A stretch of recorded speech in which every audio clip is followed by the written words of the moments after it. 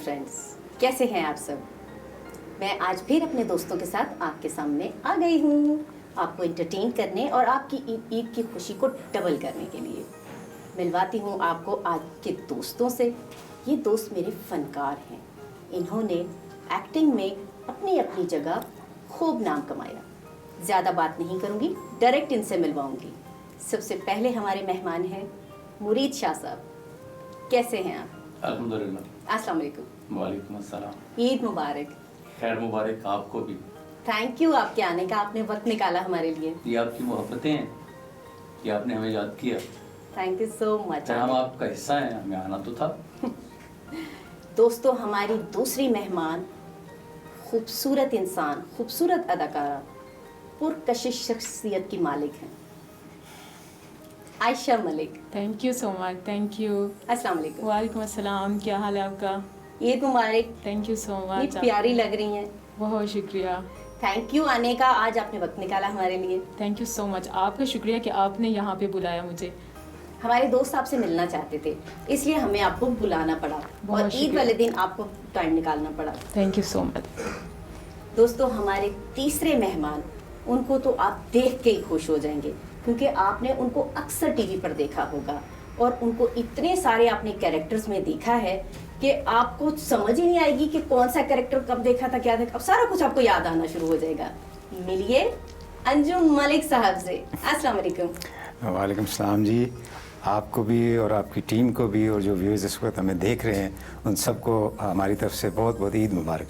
आपको भी बहुत बहुत ईद मुबारक। Thank you. और आज आपने वक्त निकाला, ये तो आपने हम पर एहसान किया। नहीं, एहसान की बात नहीं है, मेरा तो काम है, मेरी तो ड्यूटी है। ये आज से नहीं, कम से कम 35 साल से हम ये ड्यूटी कर रहे हैं कि व्यूअर्स के लिए हम अच्छे से अच्छी चीज़ बना के लाते हैं। तो ईद तो खुशियों का मौका होता है, इस पे तो मिलना चाहिए एक दूसरे के साथ। अपने जो सारा साल के एक दूसरे से जो होती है गलती गुस्ताखी होती है उसकी माफ़ी तलाफ़ी भी हो जाती है और खुशियाँ भी साथ मिल के सब मना लेते हैं। हाँ, लेकिन फिर भी हमने आपको एक अचानक से ही बुला लिया। आपकी कोई कमिटमेंट थी, कोई मसरूफियत थी, हमने सोचा ही नहीं, हमने आपको बुलाया और आप आ गए। ये तो बहुत बड़ी बात है ना। हाँ, नहीं, ईद पे तो ज़ाहिर है सारों की मसरूफियात होती ही हैं, फिर कि बच्चों के साथ, घर वालों के साथ और लोगों से, रिश्तेदारों से मिलना मिलाना भी होता है। लेकिन चूंकि हमारी जो फर्स्ट प्रायोरिटी है हमारी यही फैमिली है, जिससे हमें ज़रूर मिलना चाहिए और विश करना चाहिए एक दूसरे को। सही कह रहे हैं आप। कैसी गुजरी ईद आपकी? जी, ईद बहुत अच्छी, बड़ी मतलब खुशियों से भरपूर। तो अब तो हम उम्र के उस हिस्से में आ गए हैं कि अब हमने ईद उस तरह सेलिब्रेट नहीं करते हैं। ईद तो बच्चों की होती है कहते हैं। हाँ। तो बड़ों की यही होती है कि ईद देना, मिलना मिलाना, फिर ये कि कुछ आगे पीछे लोगों से, दाएं बाएं रिश्तेदारों से, तो इसी तरह गुजरती जा रही है बस। अब तो सिर्फ ईद देते ही होंगे ना, जेब खाली ही करते होंगे। हाँ जी, जाहिर है। अब तो ये होता है, पहले अरेंजमेंट कर रहे होते हैं कि भाई ये सारों को देना है, फिर गिनती हो रही होती है किसको कितने देने हैं, किसको कितने देने हैं। और आजकल के बच्चे इतने तेज हो गए हैं, वो तो 50-100 रुपए पे राजी नहीं होते हैं। हाँ, कम से कम रेड कलर का। जी नहीं, छोटे बच्चे भी ना रेड कलर का भी नहीं, वो ग्रीन कलर का 500 रुपए वाला ना, वहाँ से स्टार्ट करते हैं। तो आज के बच्चे ज्यादा समझदार है ना। जी, ज्यादा समझदार है। और दूसरा तो करेंसी की वैल्यू भी आपको पता ही है, 500 का आता क्या है। सही कह रहे हैं। आयशा, आप बताएं, आपने ईद इस दफा मुख्तलिफ गुजारी या हमेशा की तरह थी? मेरी ईद इस दफ़ा जो थी वो हमेशा की तरह थी। मेरी ईद पता है कैसे होती है? वो ऐसी होती है कि सारा दिन जो होता है ईद का, वो तो सोने में गुजर जाता है। अच्छा। क्योंकि मैं रमज़ान में जो है वो इंतज़ार कर रही होती हूँ कि ईद आएगी, उस दिन सो जाऊंगी। क्योंकि सहरी कर करके तो उठना होता है, नींद खराब हो रही होती है। तो मैं तो बस इंतज़ार कर रही होती हूँ ईद आए और उस दिन बस सोना है। और फिर जब ईद का तीसरा या चौथा दिन आता है तो उस वक्त हम लोग कहीं बाहर जाते हैं, घूमने ये जाते हैं। वैसे बहाना कर रही है सोने का, ये मेरे ख्याल बच्चों को ईदी से जान छुड़ाने के लिए सो जाती है। ये वैसे बड़ा अच्छा तरीका है, सो जाओ और ईद ना देखो। मतलब ईद के दिन वैसे भी ऐसे लगता है जैसे वो सन्नाटा सा छाया हुआ होता है। मुझे तो ऐसे लग रहा होता है, पता नहीं सबको कैसे लग रहा होता है, पर मुझे ऐसे लग रहा होता है। और मैं हमेशा जो है वो ईद के तीसरे या चौथे दिन ही कहीं बाहर हम लोग घूमने के लिए जाते हैं, फैमिली के साथ जाना होता है, बस ऐसे ही होता है। तो वैसे इस तरह सोने का नुकसान नहीं होता कि ईद मिलती भी नहीं है? ईद वैसे मुझे कभी किसी ने नहीं दी ईद। हाँ। सच में मैंने नहीं देखा। तो आपने हाँ, किसी को दी हो तो जब आपको हम- देने को हाँ, कभी दी होगी तो फिर बदले में मिलेगी। give and take है।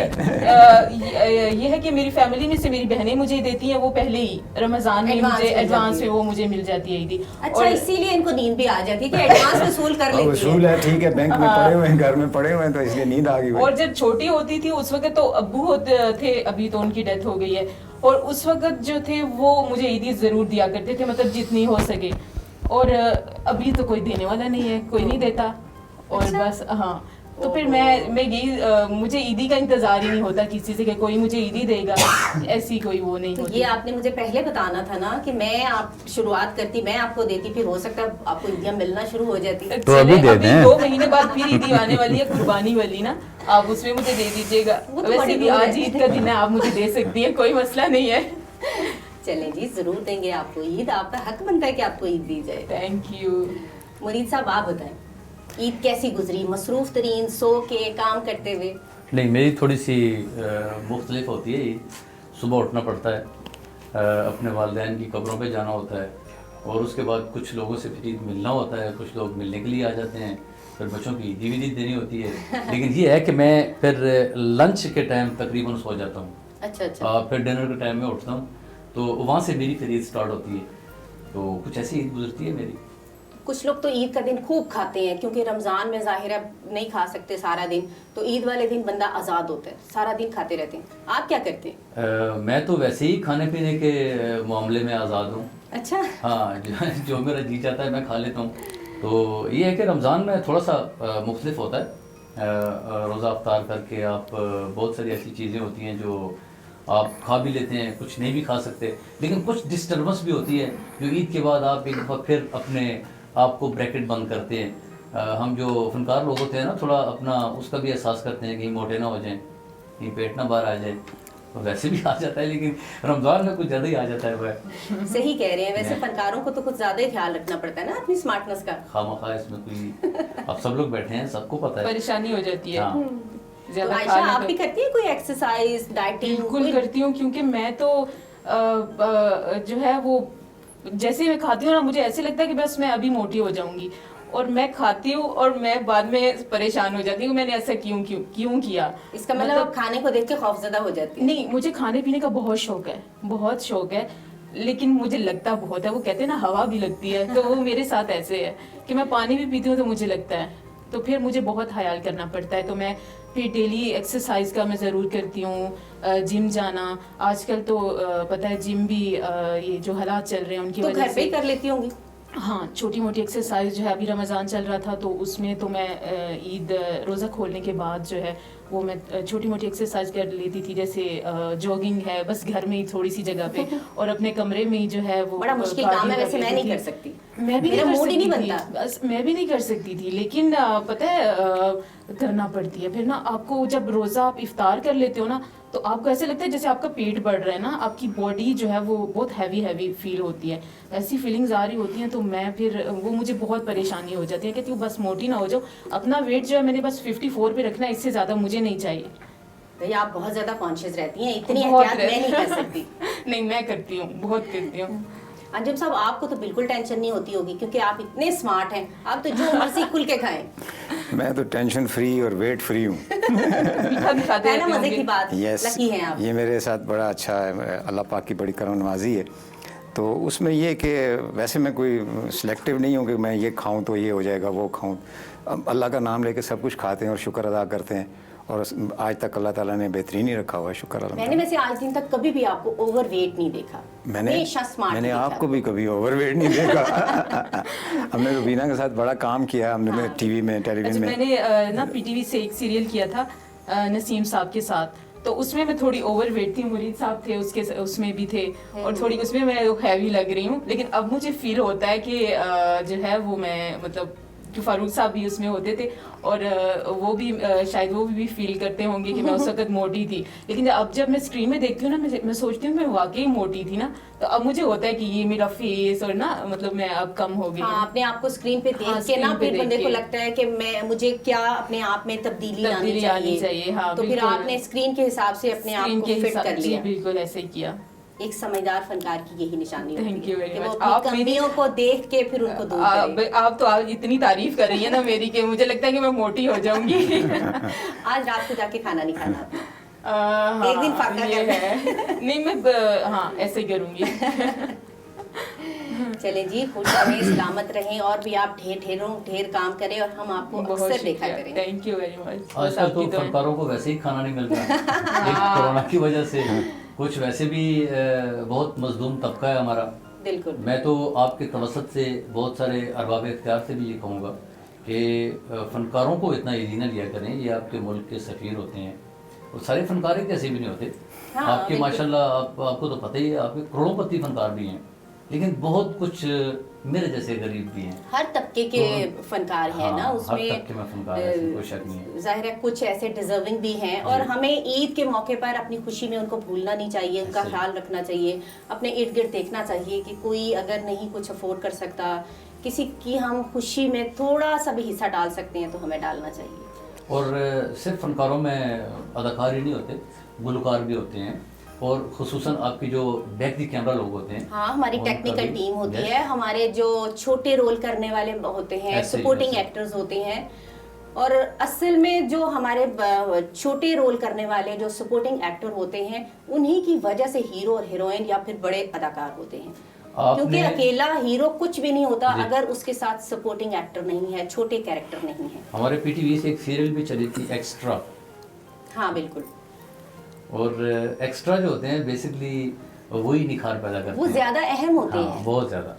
आप एक हमदर्द दिल रखते हैं और ये असल में आप जब भी किसी बुलंदी पे खड़े होकर जब आप नीचे देखते हैं ना, तो वो आपको बहुत सारी शक्तियाँ सपोर्ट कर रही होती हैं उस वक्त। और जब आदमी ज़मीन पे चल के नीचे नहीं देखता, ऊपर देखता है, तो कभी कभी उसका पाँव फिसल भी जाता है। अच्छा, ईद का मौका है, ये बताएं कि आप लोगों को म्यूजिक से है कोई दिलचस्पी? तकरीबन मेरे ख्याल में म्यूज़िक तो एक रूह की ग़ज़ा है, सबको ही होती है। सुनने का शौक है, गाने का शौक है या कुछ इंस्ट्रूमेंट बजाने का शौक है? अनेक इंस्ट्रूमेंट तो खैर नहीं कोई बजा सकते, लेकिन आप ये कह सकते हैं कि वॉशरूम सिंगर हूँ, गुनगुनाने का शौक गुनगुना है। लेते हैं। और चलें, हम आपसे कुछ सुनेंगे अभी और आपने हमें ज़रूर सुनाना है क्योंकि ईद का मौका है। ज़रा ईद पे खुशी के मौके पर बंदा ना गुनगुनाइए तो हो नहीं सकता। अच्छा, आपको भी है शौक? क्योंकि मैंने काफ़ी सारे ड्रामों में देखा है कि आपने म्यूज़िक का तड़का ज़रूर रखा हुआ होता है। जी हाँ जी, वो करना पड़ता है ना जी। कमर्शियल थिएटर में ख़ास तौर पे हमें ये चीज़ें करनी पड़ती हैं क्योंकि जो आता है आपके ऊपर एक मतलब टिकट खरीद के आता है, पैसे दे के आता है, तो उसकी एक ख्वाहिश होती है कि मैं यहाँ से एंटरटेन होकर जाऊँ। हाँ, उसके पैसे वसूल होने जी, चाहिए पैसे ना। वसूल होने चाहिए। फिर वो है कि वो 2-3 घंटे आता है कि वो दुनिया के गम फिक्र परेशानियाँ भूलने के लिए आता है। तो वहाँ फिर हम कोशिश करते हैं उसको लाइट वे में, कुछ तंज भी होता है, कुछ स्टायर भी होता है, सारी चीज़ें मिक्स करके एक मतलब मिक्सचर सा बना के सारा, जिसमें वो 2-3 घंटे बिल्कुल दुनिया से, बाहर से, गम से, परेशानी से दूर होके अच्छा खासा, क्योंकि हंसना जो है वो भी एक सेहत है। हंसना बहुत ज़रूरी है जी, जिंदा जी। रहने तो के हंसो ना, लिए। क्यों नहीं हंस रही हो?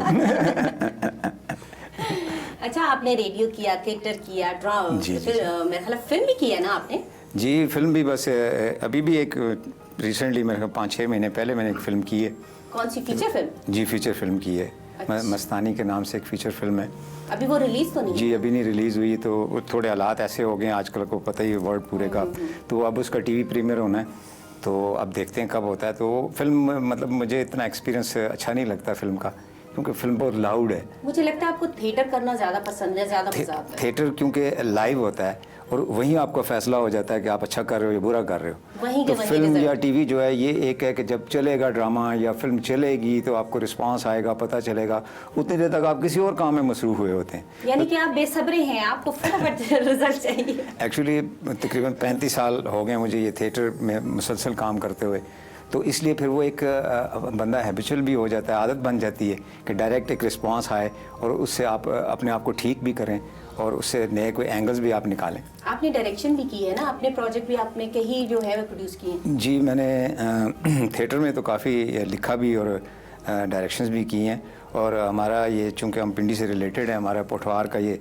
खिता है, तो इसकी पोठवारी लैंग्वेज के हवाले से मैंने एक जो टेली मूवी थी वो उसकी डायरेक्शन भी की, लिखा भी, बनाया भी, फिर वो अल्लाह की मेहरबानी से ऐसी वर्ल्ड वाइड स्मैश हिट हुई मेरा कि ख्याल है कि कोई ऐसा बंदा नहीं है पिंडी इस्लामाबाद में कि जिसको ये पता ना हो कि इनकी वो फिल्म कितनी हिट हुई थी। अल्हम्दुलिल्लाह। और उसका नाम था मिकी खड़ो इंग्लैंड, है ना? यस, मिकी खड़ो इंग्लैंड। और वो उसमें सारे जो उसमें लोग थे, अल्लाह पाक ने उन सबको, उन्होंने सब ने मेहनत की भाई, हार्ड सारों ने काम किया कि चलो एक काम कर रहे हैं। जैसे आपका चैनल है, इसको सारे हम विश करने की कोशिश कर रहे हैं कि हमारा एक चैनल है, ये स्टैब्लिश हो, पॉपुलर हो। इस तरह उसके लिए भी सारों ने विश की, काम किया। तो उसको वर्ल्ड वाइड अल्लाह ताला ने ऐसी मेहरबानी की कि उसके बाद हमारी एक छोटी सी वो इंडस्ट्री सेट हो गई है और उसमें बहुत सारे लोग काम कर रहे हैं और उनके नाम भी बन गए हैं, उनकी शनाख्त बन गई है। तो ये अचीवमेंट मैं समझता हूँ हमारे सब के लिए बहुत अच्छी अचीवमेंट है ये। अच्छा मुरीद साहब, हमें कुछ गुनगुना के सुना दें। हम बड़ी खुश बातें कर रहे हैं, आप बस थोड़ा सा माहौल चेंज करें, क्योंकि हमारे देखने वाले भी चाह रहे होंगे। ईद है, ये सिर्फ आराम से बातें करे जा रहे हैं। मैं तो ये समझता हूँ कि आप बाकायदा मेरा इम्तिहान लेने पे आ गई। चलें, आपकी मैं एक ख्वाहिश पूरी करता हूँ। एक सराइकी गीत था, वो कभी कभी मैं सुन लेता हूँ, शायद इतना मार्केट में वो ज़्यादा नहीं है, आपने सुना होगा, लेकिन सराइकी बैठ में बहुत हिट है। अपने सजन से वो गिला कर रहा है। सजन धी बे रुखे क्या करीजे, नदी दुश्मन खुदा ये क्या करीजे, ओ झाती पा ओ झाती पा तकाती मार वेंदाए, तबीयत दा कसये क्या करीजे। वाह वाह वाह, नहीं इतना नहीं आता है मुझे। शाह जी आप तो छुपे इतना भी सिंगर, बहुत ज्यादा छुपे है। सिंगर और निकले। मुझे तो लगा आप वैसे ही बस वो बाथरूम सिंगर टाइप, लेकिन आप तो बहुत ही अच्छा गाते हैं। नहीं, ये पक्का गा रहे हैं। उसने नजर है। तो आप रेडियो भी करते हैं, रेडियो पे गाते भी हैं? नहीं, रेडियो पे मैं थोड़े एंकर कंपेयर करता हूँ और रेगुलर करता हूँ। मेरा ख्याल आप कोशिश करें तो आप सिंगर भी बन सकते हैं। चलिए, ये हमारे जो बहुत ही हमारे प्यारे डायरेक्टर हैं फारूक अब्बास साहब, उनसे रिक्वेस्ट करूंगा कि वो शायद इस तरफ भी मुझे मोल्ड करें। नहीं, आपके इस टैलेंट को भी यूज करना चाहिए और हमें भी मौका मिलना चाहिए कि हम आपका ये टैलेंट देख सकें। चलें, जरूर, थैंक यू वेरी मच, इंशाल्लाह जरूर। अंजुम साहब, आप कोशिश करेंगे क्या गुनगुनाने की? वैसे मैंने तो आपको सुना हुआ है, अच्छा, लेकिन हमारे दोस्त जो है ना, उन्होंने शायद नहीं सुना। चले ईद का मौका है, इस वाले से थोड़ा सा कर लेते हैं। तो वो थोड़ा सा मतलब सारों के लिए बड़ा एक पॉपुलर सॉन्ग है ईद के हवाले से ही कि जरूर। ईद का दिन है, गले हमको लगा कर मिली, रस्म दुनिया भी है, मौका भी है, दस्तूर भी है, ईद का दिन है। बस मेरे लिए इतना ही काफ़ी है। हाँ, मेरे लिए भी, लोगों के लिए भी इतना ही काफ़ी है, इससे ज़्यादा बर्दाश्त नहीं करेंगे। बड़ा अच्छा गाना है वैसे, ये बड़ा मशहूर। ये देखें ना, ईद का एक स्पेशल मौका है उसके लिए है, तो हमें उसी को रिकॉल करना चाहिए। तो सारों ने इसको एंजॉय भी किया होगा, यकीनन बहुत एंजॉय किया होगा। कईयों को याद आ गया होगा, इस बहाने उन्होंने अपना काम भी निकाल लिया होगा। अंजुम साहब, आपको है शायरी से दिलचस्पी? बस सुनने की हद तक है सिर्फ? हाँ जी, अच्छी शायरी सुनने की हद तक है, बाकी इतना वो नहीं है, क्योंकि हम बिज़ी इतने होते हैं थिएटर की दुनिया में और फिर ये टेलीविज़न की दुनिया में, और फिर इस वक्त आपको पता ही है कि पूरे नेक्स्ट मतलब हम चल रहे हैं सारा, कभी कराची काम हो रहा होता है, कभी लाहौर काम हो रहा होता है, कभी बाहर इंग्लैंड वगैरह इधर जा रहे होते हैं। तो ये शायरी जो है, ये तो एक कंसंट्रेशन का काम है, आप बैठ के कूल होके बिल्कुल रिलैक्स होके इसको। लेकिन आप तब feel ड्रामा करें। लिखते भी तो है ना, तो मैंने कहा शायद हो सकता है ये शौक भी रखते हो। नहीं, ड्रामा एक और सिन्फ है, शायरी एक और सिन्फ है, ठीक है, उसमें आपको टोटली वहाँ जाना पड़ता है, पूरा अपने आप को वहाँ फिट करना पड़ता है। तो ड्रामा जो है, ड्रामा तो ऑब्जर्वेशन है, ये तो आप बैठते हैं, जैसे आपसे मैं बात कर रहा हूँ या शाह साहब से बात कर रहा हूँ या और किसी से बाहर कर रहे हैं, तो इससे कोई हिंट मिल जाता है, कोई चीज़ मिल जाती है।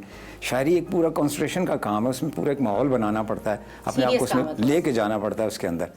तो हम इतने हैं नहीं, हम तो भागदौड़ वाले लोग नहीं, हैं। आप बहुत हैं, बस आप थोड़ा सा क्या कहते हैं कि आला ज़र्फ़ी का मुजाहिरा कर रहे हैं। असल में तो अल्लाह पाक ने आपको बहुत टैलेंट दिया है। अल्हम्दुलिल्लाह काम। आप ये बताएं कि आपका कोई आने वाला प्रोजेक्ट, कोई अभी मज़ेदार चीज़ हमें देखने को मिलेगी? जी अभी एक मेरा सीरियल चल रहा है LTN से, लाहौर से, इश्क ज़ात के नाम से। अच्छा। उसमें मैं सिख का रोल कर रहा हूँ, सिख बना हूँ। मैंने देखा है वो। देखा होगा उसकी शायद। शूटिंग कंप्लीट होगी या उसकी अभी थोड़ी सी under शूटिंग process है? अभी कुछ उसके लास्ट एपिसोड वाइंड अप उसका रहता है। वो एक्चुअली होना था, वो सिखों के हवाले से है, तो वो होना था वहाँ करतारपुर में, लास्ट उसका वाइंड अप होना था।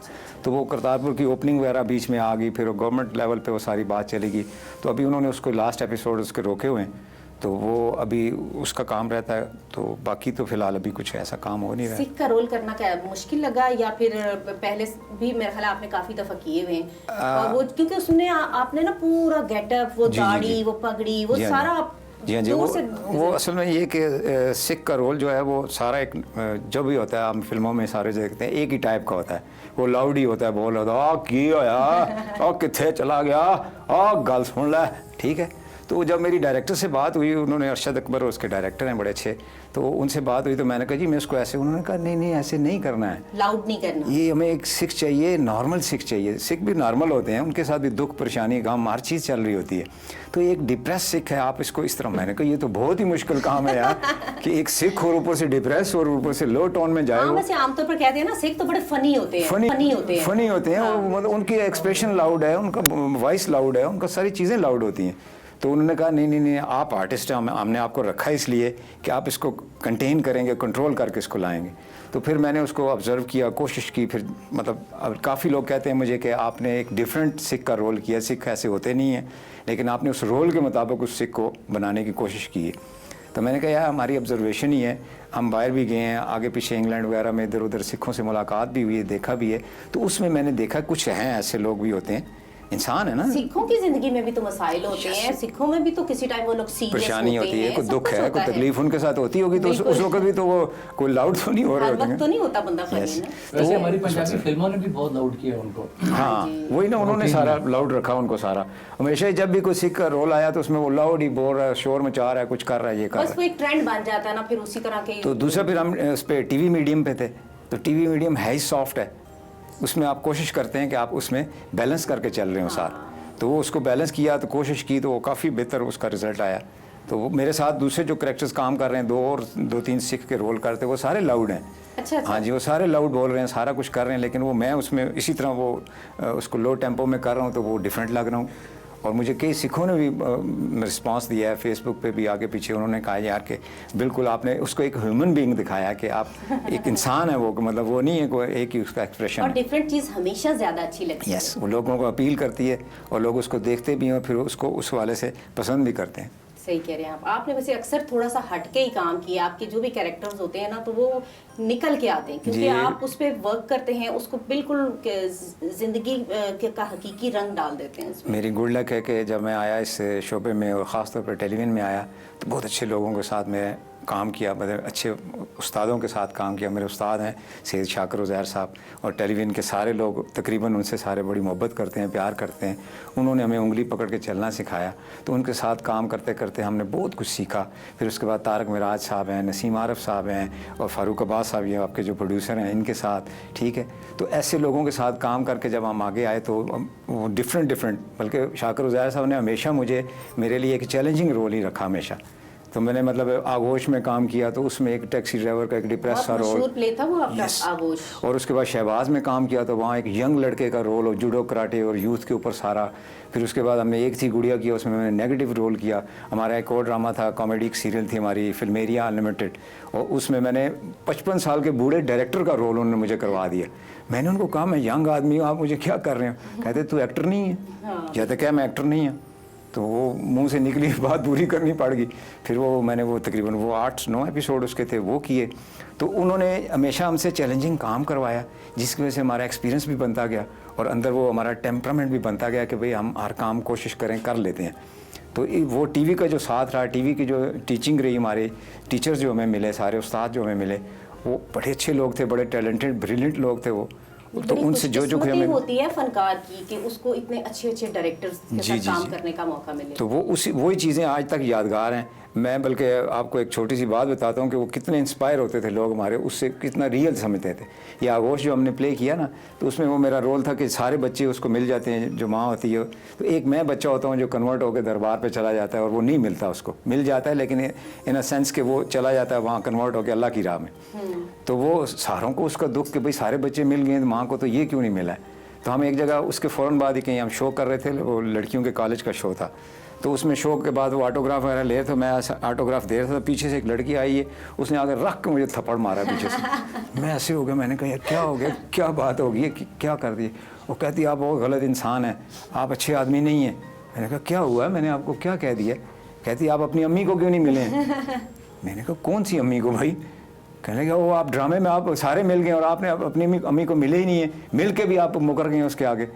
उस ड्रामे को लोग इतने शौक से देखते थे ना कि उनको लगता था कि ये ड्रामा हमारी जिंदगी का हिस्सा है। तो वो रियल बिल्कुल इस तरह। फिर उसका जहाँ मेरा वाइंड अप था, मैं वो मलंग बन के वहाँ बड़ी सरकार दरबार पे बैठा होता हूँ, तो वो शूटिंग उधर हो रही थी, दूसरी उनकी शाइस्ता जबीन, नसीम कुरैशी, ये सारे उनकी शूटिंग हो रही थी। मुझे उन्होंने इधर बिठाया था कि बाद में तेरा सीन करते हैं, तो वहाँ दरबार के सेन में ही बैठा हुआ था, और भी बंदे बैठे हुए थे। तो मैं ऐसे वो गेटअप पूरा करके ऐसे बैठा हुआ था मलंग बन के। तो एक औरत आई मेरे पास, उसने आके मुझे उसमें मेरा 10 रुपये पकड़ाए, उसने कहा बाबा जी दुआ करो मेरा बच्चा नेक हो जावे। ठीक, मैंने भी ऐसे देखा, मैंने कहा इसको मैं कहा कि मैं नकली हूँ तो इसने मुझे मारना है पकड़ के। मैंने कहा अल्लाह करे थोड़ा बच्चा नेक हो गया, अल्लाहू। अब वो 10 रुपए रख लिए थे आपने? जी रखने पड़े ना, वो वापस देता। इसी वजह से इनकी सेहत जो है ना वो अभी तक ठीक जा रही है। अच्छा। अल्हम्दुलिल्लाह। तो वो इस तरह की मतलब चीज़ें थी कि उस वक्त उसको रियल समझते थे लोग, इन्वॉल्व हो जाते थे, और वो स्टोरी ऐसी होती थी, सोसाइटी के प्रॉब्लम्स ऐसे डिस्कस किए जाते थे। लेकिन उसमें आपका भी तो कमाल था ना, जाहिर है आपने उसको इतना अच्छा, इतना नेचुरल किया। जी जी, हमने कोशिश की, वो उस्तादों ने जो हमें बताया हमने कोशिश की। फिर उस वक्त ये होता था कि रिहर्सल्स बहुत होती थी, हमें जब स्क्रिप्ट मिलता था उसके बाद 3 दिन 2 दिन रीडिंग होती थी, रिहर्सल होती थी, फिर अब कैमरा रिहर्सल होती थी, तो मतलब ड्राई रिहर्सल, कैमरा रिहर्सल, ये सारी करने के बाद टेक होती थी। फिर एक टेक नहीं होती थी, फिर 10-10 दफ़ा, जब तक प्रोड्यूसर मुतमईन नहीं होता था वो हमसे काम करवाता रहता था। तो उसमें निखार आता था आप लोग। लेकिन अब तो इतनी मेहनत नहीं होती, आप तो सेट के ऊपर लिखा हुआ पकड़ा रहे होते हैं, बल्कि जुबानी कह रहे होते हैं जैसे आप करवा रही हैं इस वक्त। आजकल तो रेडीमेड गारमेंट्स है ना। सही कह रहे हैं, आजकल तो रेडीमेड है। तो हम भी आदी हो गए ना, अब हमें भी पता है कि जाना है तो बोलना है जाके, या करना है स्क्रिप्ट, अगर मिल गया तो ठीक है, ना मिला तो बस चल चलिए भाई।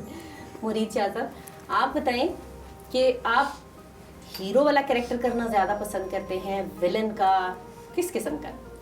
अच्छा, मैं ये बातें हैं तब की जब आतिश जवान था। ये तो जब हम पीटीवी की दुनिया में आए, मैं 88 से स्टार्ट लिया था मैंने, बल्कि 89 से मेरा पहला प्ले था अजमत 25 मिनट का। हर आदमी घर से हीरो ही बनने आता है। हाँ, कोई आके गुलकार बन जाता है, कोई आके विलन बन जाता है, ये फिर जिस तरफ उसको मुकद्दर या डायरेक्टर्स दे जाते हैं। बनने में हीरो ही आया था। फिर मैंने बहुत सारे किए भी हैं सीरियल, नसीम साहब की मैंने 2-3 सीरियल्स किए हैं बतौर हीरो, लेकिन उसके बाद फिर मैंने ज़्यादा जो काम किया है बतौर विलन किया है। होता है ना, ये एक सीरियल में मेरे साथ भी विलन थे। को पांबड़ में थे ना, पांबड़ में भी मैं विलन था, बल्कि एक वो थी फुलानी खुशबू, उसमें मैं हीरो था। अभी थे उसमें? नहीं, उसमें नहीं, मैं पांबड़ में था ना। पांबड़ में थे आप? पांबड़ में मैं हीरो था, हवेली में, और ये विलन थे। अच्छा। तो सारी मैंने इसलिए पूछा कि कुछ लोगों को होता है ना कि विलेन वाली एक्टिंग करना उनको ज्यादा पसंद होती है, बदमाशी करना इस तरह की, कुछ को जरा रोमांटिक और हीरो टाइप करना। आपका मिजाज क्या है?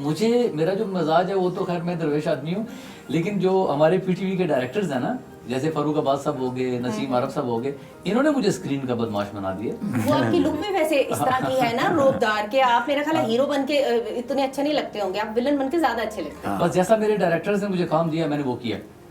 नहीं, ये हीरो हो या विलन हो, ये एंग्री मैन ही अच्छे लग रहे होते हैं। वो उनकी लुक, हर इंसान की अपनी लुक होती है ना। यस, कुदरती एक लुक होती है।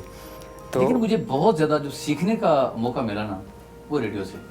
हाँ, रेडियो तो खैर एक तो लाइव होता है वहाँ पे, यानी माइक ऑन होने के बाद आपको एक क्यू शीट मिलती है और उस पर एक लाइन लिखी होती है, सिर्फ अपनी आवाज से ही आपने सब कुछ बता देना। ऐसे ही होता है, ऐसे ही होता है। लेकिन ये भी होता है कि अगर 50 मिनट का प्रोग्राम आप लाइव बैठ के कर रहे हैं तो फंबल भी हो जाता है उसमें, आदमी कहीं पे स्लिप भी हो जाता है, लेकिन आस्ता आस्ता एक टाइम आता है कि आप उस पे आपकी ग्रिप आ Grip बन जाती जाती है। है। लेकिन सारी ज़िंदगी सीखने का अमल नहीं ख़त्म होता। ये भी मुझे भी 27 से ज़्यादा अरसा हो गया शोबिज़ की दुनिया में, लेकिन सीखने का अमल नहीं ख़त्म हुआ।